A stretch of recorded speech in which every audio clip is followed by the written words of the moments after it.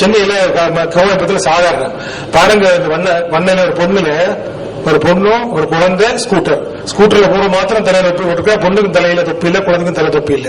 அவர் மாத்திரம் தொப்பரை மாண்டுடுவாங்க. ஆனா இதே எங்க ஊர்ல காட்டினா குழந்தைகள் எல்லாம் பார்த்து தீவிரம் கத்துவாங்க. காரணம், இப்படியான டிராபிக் அவங்க லைஃப்ல அவங்க பார்க்கவே இல்லை. அப்ப நீங்க எல்லாம் சிரிக்கிறீங்க அதை பார்த்து. இதே இன்பத்தை தான் குழந்தைகளிடம் முகத்தில் நீங்க பார்க்க வேண்டும். அதனாலதான் கற்கிறதுக்கு இருக்கு ஆக்கத்திறன். இதை வைத்துக் கொண்டு நாங்கள் 3 மணி நேரம் பாடம் கற்றுக் கொடுக்கலாம். தெரியுமா உங்களுக்கு? தெரியுமா? 3 மணி நேரம் தமிழ் கற்றுக் கொடுக்கலாம். அப்ப அந்த மாணவனை சுய சிந்தனையில நீ இந்த படத்தை பார்த்து என்னத்தை எழுதுகிறாய், இதை கொண்டு நீ என்னத்தை கற்றுக்கொள்கிறாய். இதுக்கு முதல்வருக்கு நம்ம தலைவர் கலைஞர் கருணாநிதிக்கு என்ன அறிக்கை சமர்ப்பிப்பாய், மெட்ராஸில் இப்படி டிராபிக் இருக்கு, இது எப்படி சலித்து செய்யலாம் என்ற கட்டுரை எழுது, அதுக்காக போட்டு கொடுப்பான். அங்கெல்லாம் டிராபிக் சிக்னல்ல ஒழுங்குல போறவங்க இங்க வந்து பார்த்தா என்ன பண்ணுவாங்க? அதான் நம்ம ஊர்ல வந்து கரைவர் வந்து இங்க சாரன்னு பாத்தீங்களா, அங்க ஒழுங்கா போவாங்க, இங்க ஒழுங்கா போற சிந்தனையே இல்ல, எல்லாம் வந்து திருச்சிட்டு போகுது. இதை பற்றி பேசுறதுக்கு இல்ல. அடுத்தது வந்து பொருளை அடையாளம் காண்றது. இதெல்லாம் ஐயா சொன்ன மாதிரி வெப்பில நிறைய தாராளமா இலவசமா கிடைக்குது. இலவசமாக கிடைத்து மக்களுக்கு ஏற்ற வகையில, மாணவர்களுக்கு ஏற்ற வகையில நீங்கள் பாடத்தை கற்றுக் கொடுத்தால் மாணவர்கள் ஆவலாக கற்பார்கள். இதுல இந்த மிருகங்களுடைய பெயரை கண்டுபிடிக்கும். அதான் முதல் வேலை. அப்ப என்ன செய்ய போறீங்க? மிருகங்களுடைய பெயர் சொல்லிக் கொடுப்பது. என்னவா இருக்கும், இது என்னவா இருக்கும், மாணவனுக்கு அதுதான் தெரிஞ்சவன் சொல்வான், தெரியாம பேச இருப்பான். அப்ப என்ன செய்ய போகுது? இதுல ஒரு பொருள் பறைய போகுது. என்ன பொருள் மறைஞ்சு வச்சு சொல்வான். அப்படி மாணவன் சொன்ன ஊக்கம் வருது, இன்டராக்டிவ் மோட்டிவேஷன் உண்டாது. அப்படி ஒவ்வொரு பொருளும் மறைந்து போகும்பொழுது மாணவனுடைய பொருள் வருது. அது முடிஞ்சதுக்கு அப்புறம் என்ன சொல்றீங்க? இது என்ன பெயர்? அந்த அட்டை இருந்தா அந்த அட்டை எடுத்து மாணவன் காட்டுவான்.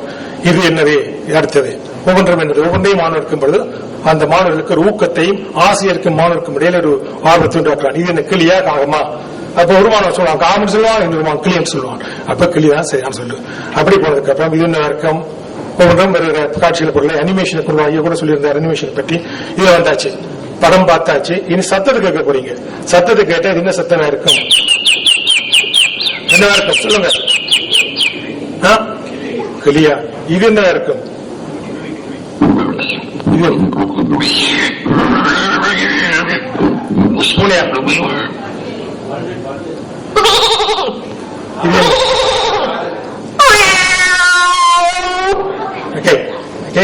அப்படி இதுக்கப்புறம் இது சொற்கள் அழைத்துக்கு வந்து மாணவன் கேட்டிருந்த என்ன சொற்கள் என்று அந்த மாணவன் வந்து இனி முன்னாடி எழுத்து வச்சிருப்பான். அப்ப டீனா அடுத்த சொல்லு என்ன? அப்ப அந்த எழுத்து சொல்லுகளை இந்த ஊர்ல இருந்தா பண்ணிருந்தேன், ரப்பர்ல அந்த எழுத்துல பண்ணி வச்சிருக்கேன். அந்த மாணவன் எடுத்து எழுத்து கட்டுவான். இதுதான் கிளி, லீனாவும் எழுத காட்டுவான். அடுத்தது இதுல வந்து அடுத்து வந்து பாட்டுல கேட்க போறோம். இது எல்லாரும் கேட்ட பாட்டு, எல்லாம் ரசிச்ச பாட்டு. இதே பாட்டு நீங்க திரும்பி கேளுங்க.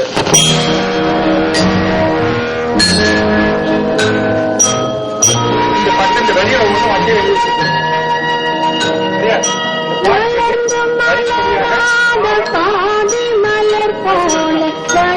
பாட்டு கேட்கிறான். இதுல அட்டியை தேர்ந்தெடுக்கிறான். ஏன்னு கேட்டா அவனுக்கு எழுத தெரியாது, சத்தம் கேட்குது, சத்தத்தின் ஓசையின்படி இந்த வசனம் அமைந்திருக்கிறது என்ற கண்டுபிடித்து அந்த வரிசையில எடுத்து வைக்கிறான்.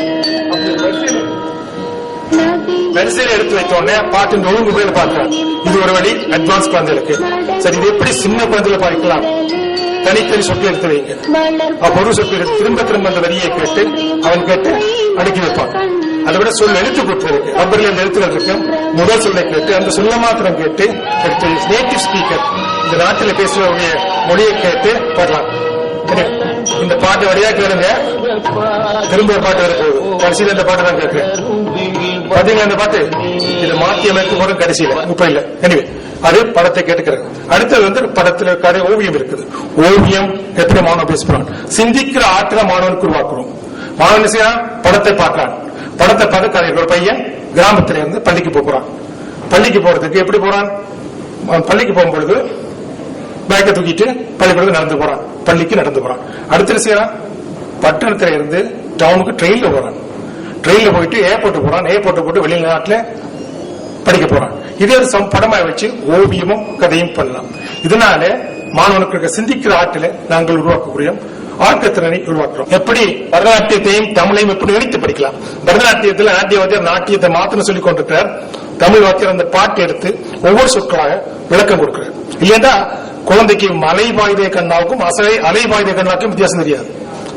அலைபாயுதே கண்ணாண்டு வாத்தியார் சொல்லிக் கொடுத்திருப்பா, இன்னொரு அலைபாயுதே கண்ணாலும் அந்த குழந்தை சிரிச்சுட்டு கொண்டு ஆடும். காரணம் அந்த சொல் விளங்காது. அந்த சொல்ல விளங்கப்படுத்த வேண்டிய கடமை தமிழாசிரியருக்கு வேண்டும்.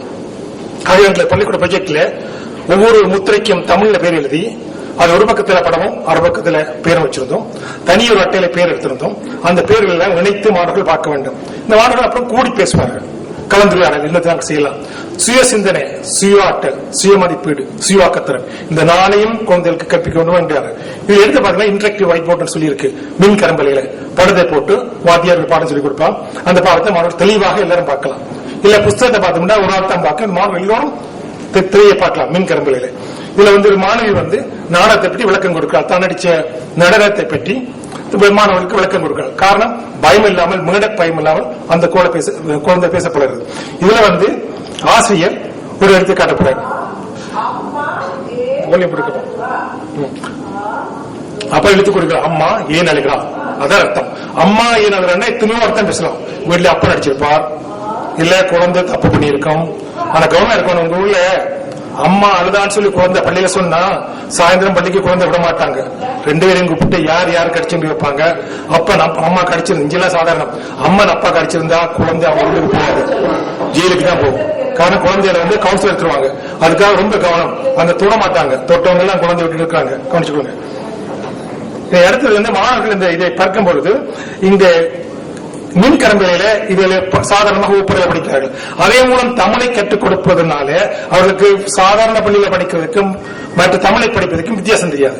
ஏன்னா ரெண்டுக்கும் ஒரே வழியில் கற்கிறதுனால சமநிலையாக அவர் கற்கக்கூடியதா இருக்கு. இதுல வாத்தியார் எழுதி காட்டுறாரு. அந்த காலத்துல வாத்தியார் எழுதாரு ரெண்டு எழுத்து எப்படி தெரிய போகுது. அவர் கரும்பலைக்கு முன்னால் என்று எழுத்து எழுதுவார். அவருடைய முதுகு பக்கம் தான் தெரியும், எந்த பக்கத்தில் எழுதுறாருன்னு தெரியாது இல்லையா. அவர் தெளிவாக எப்படி அந்த எழுத்து என்ன மாதிரி இருக்குன்னு பாருங்க. சுழி இல்ல, அவனுக்கு கால் சுத்தியா இருக்குது, எழுத்துறுப்பு எல்லாம் இருக்கு. அந்த எழுத்துறுப்பு வர்றதுக்காக மின் கரும்பலை பாவித்து பிளாஷ் டெக்னாலஜியை பாவிச்சு எழுதிக்கொள்ளலாம். அதே டெக்னாலஜி தான் இங்கே மாணவன் இந்த மின் கரும்பலையில கொண்டு வருகிறான். அதை எழுதலை பார்க்கலாம்.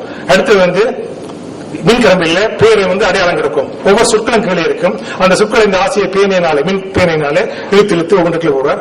மின் கரம்பையில அட்டைப்பட்டை இருக்கும். அந்த அட்டைப்பட்டையில மாணவர்கள் ஆசிரியர் பெயர் சொல்ல மற்றவர்கள் மாணவர்கள் எழுதி காட்டுவார்கள்.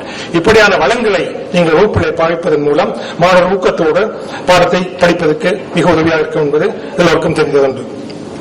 அடுத்து பாருங்க, இதெல்லாம் ஐயா சொன்ன மாதிரி ஆல் லாங்குவேஜ் பிராக்டிஸ்ல நிறைய வளங்கள் இலவசமாக கொடுத்திருக்கிறோம். உங்களுக்கு தேவையான வளங்களை எத்தனை மொழியில இருக்கலாம். இங்கிலாந்துல பாத்தீங்கன்னா 316 மொழி பேசப்படுது. அது 26 மொழி தேர்ந்தெடுக்கப்பட்டிருக்கிறது. அந்த 26 மொழியில 12 மொழிகளுக்கு பாடத்திட்டம் அமைத்திருக்கிறார்கள். அந்த 12 மொழிகளில் 9வது மொழியாக தமிழ் இருக்கிறது. 300,000 குழந்தை தமிழர்கள் 300,000 பேர் இருக்கிறாங்க. இங்கிலாந்து பூரா 80க்கும் மேற்பட்ட தமிழ் பள்ளிகள் இருக்கின்றன. அந்த தமிழ் பள்ளிகள் அங்கீகாரம் பெற்றதால முன்பள்ளிகளையும் சமூக பள்ளிகளிலும் இந்த தமிழ் கற்றப்படுகின்றன. முன்பள்ளியை படிப்பிக்கும் ஆசிரியர்கள், அங்கு பயிற்றப்பட்ட ஆசிரியர்கள், அந்த ஆண்டில் பயிற்றப்பட்ட ஆசிரியர்கள் கற்றுக் கொடுக்கிறார்கள். சமூக பள்ளிகள் யாரும் கற்றுக் கொடுக்கலாம், தமிழ் தெரிந்தவர்கள் யாரும் கற்றுக் கொடுக்கலாம். அதனால அங்கீகாரம் பெற்ற பாடமாக வந்து கொண்டிருக்கிறது. இந்த ஆண்டு இந்த செப்பன்பாவத்திலிருந்து ஒவ்வொரு குழந்தைக்கும் 3 மொழி தெரிந்திருக்க வேண்டும். 5 வயதிலிருந்து 11 வயது கடையில் 3 மொழி தெரிந்திருக்க வேண்டும் என்று அரசாங்கத்துடைய கட்டுப்பாடு. அந்த 3 மொழிகள் அது முழு தமிழாக இருக்கலாம், இல்ல பஞ்சாபி இருக்கலாம், அரபிக்கா இருக்கலாம், அவர்கள் மொழியை பொறுத்தது.